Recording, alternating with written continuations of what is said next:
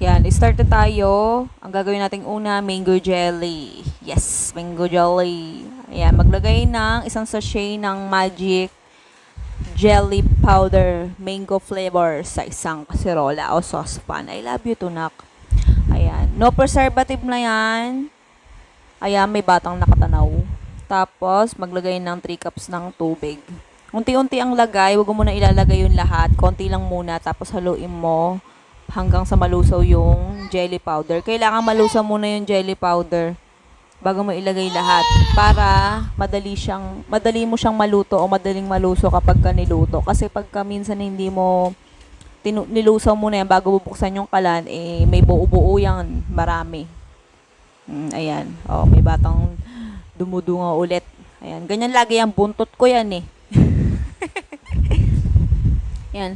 Haluin mo lang. Kapag tingin mong nalusaw mo na, tsaka mo sindihan yung kalan sa medium heat. Medium heat yan. Medium high. Pwedeng mas malakas pa. Kung gusto mong mas mabilis maluto yan. Walang kaso dyan. Pero hindi mo na kailangan niyang lutuin ng hanggang kumulo. Basta 5 minutes lang, tapos malakas na apoy yung gamitin mo. Pagka umuusok na, tapos kung sa tingin mo nalusaw na yung jelly powder, pwede na yan, ihango mo na. Tapos isalin mo na siya sa lalagyan. Ayan, kailangan yung lalagyan mo, pwedeng salinan ng mainit para hindi malusaw yung lalagyan. Kung plastic plastic container yung gagamitin mo. Tapos itabi mo lang pansamantala hanggang sa lumamig, kasi kapag lumamig yan, mamumuo na yan. Ibig sabihin titigas ka nun. Yan, next mixture tayo habang inintay natin tumigas o lumamig yung isang mango jelly natin. Maglagay ng red jelly powder galing sa Menu Food Solution. Magic din yan, magic jelly.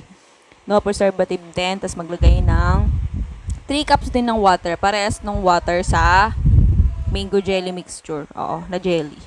O, ganun din, katulad ng step sa una, kailangan unti-unti lang din nalagay hanggang sa malusaw yung ating jelly powder. Para nga maiwasang may mamuong jelly powder habang niluluto. Ayan. Kapag nalusaw na yung jelly powder, buksan na ulit yung kalan sa medium high, medium heat, o kaya high heat. Kung gusto mo mas mabilis maluto, oo. 5 minutes lang ulit. Haluin mo lang, huwag kang hito sa paghalo hanggang sa loob ng 5 minutes hanggang sa malusaw yung jelly powder. Pagkatingin mo, after 5 minutes, lusaw na yung jelly powder, pwede mo na ihango yan, tapos isalin mo na sa lalagyan ulit tulad nung sa ating mango jelly.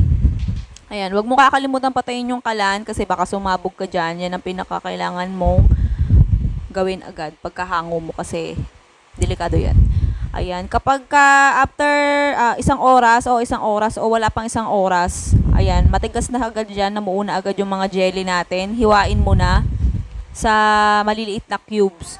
Pero depende sa'yo kung anong shape o sukat yung gusto mo sa jelly mo. Pero ako ang ginawa ko lang, ayan, mga mini cubes lang, maliliit lang na cubes. Pero pwede ka rin gumamit ng pangkayod ng buko para maging shape ng buko yan kung gusto mong ganun yung shape. Basta, depende sa'yo. Suggestion ko lang yun. Ayan.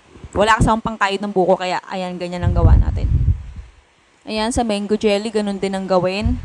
Ayan, kung mapapansin nyo, alam ko may mapapansin sa inyo talaga dahil papansin ako, ayan. Kamay lang ang ginamit ko. Ibig ko sabihin, hindi ako gumamit ng gloves. Oo. Naghugas naman ako ng kamay, huwag kayong mag-alala. Hindi naman kami kakain ng madumi. Kaya malinis ang kamay ko. Kahit kinamay ko, oo. Yan, itabi mo lang pansamantala yon yung jelly natin. Tapos ihanda na natin yung cream mixture. Ayan. Haluin niyang isang pack ng all-purpose cream. Kailangan malamig mga madam galing sa rep. Para mag-double yung size niya. Para umalsa.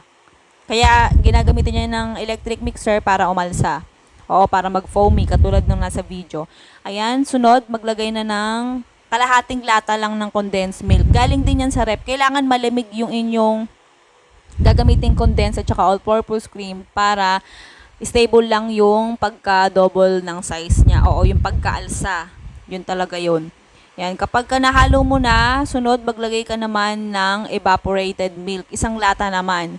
Yung condensed lang ang kalahating lata kasi kung ayaw mo nang masyadong matamis. Tamang-tama lang yung tamis ito, pero kung gusto mong mas matamis ng konti, ilagay mo isang lata. Tapos ayan, haluin mo lang hanggang sa mag-incorporate lahat ng liquid ingredients. Ayan, kapag nag-incorporate na, itabi mo lang yan pansamantala. Ayan, tanggalin mo na yung bala ng mixer, tapos itabi mo na. Ayan, tapos kailangan na nating ihanda yung ating container. Ang shape ng container ginamit natin ay oval.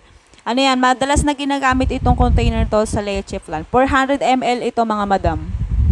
Malaking size na siya kung titignan. Ayan, sa bawat container meron niyang almost 1 cup ng measuring cup. Oo. 3/4 siya nalagpas kaya almost 1 cup na. Tapos yung mga hiniwa natin jelly, mango jelly tsaka red jelly, ayan, ilagay mo na sa yung container na may cream mixture tsaka yung kaong. Hatiin mo na lang. Depende lang sa'yo kung gaano karaming gusto mong ilagay. Tapos yung juice ng kaong, ayan, maglagay ka na ng 1 kutsara. Pwede rin namang lahat ng juice ng kaong ilagay mo sa bawat container. Hatiin mo na lang kung gusto mong ilagay lahat. Kasi ako hindi ko nilagay yung lahat ng juice ng container. Lahat ng juice ng container. Lahat ng juice ng kaong, hindi ko nilagay sa lahat, sa tigi 1 kutsara lang. Tapos sunod, ayan, yung 100 gram ng cheese.